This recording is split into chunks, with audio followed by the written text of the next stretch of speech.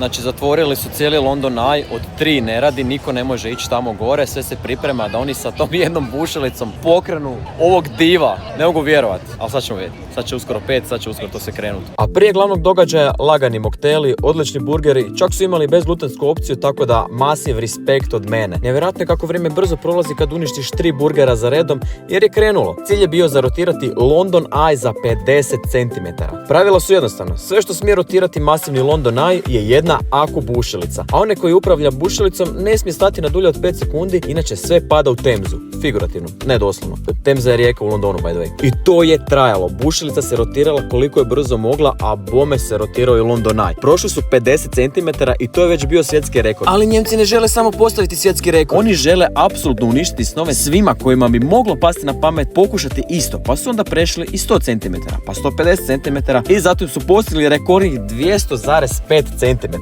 Svaka čast Parkside na posljednju 30 godina. Ja da postavim još 3000 godina ne bih osmislio takvu bušilicu. Na kraju su nas još pozvali da se provozamo London Eye-om i vidimo London kroz londonsko oko i bilo je stvarno nevjerojatno. Hvala Kauflandu što su me zvali da uživo vidim postavljanje Guinnessovog svjetskog rekorda. Slobodno me zovite opet, molim vas, jer je bilo apsolutno genijalno i prezahvalan sam na ovom iskustvu.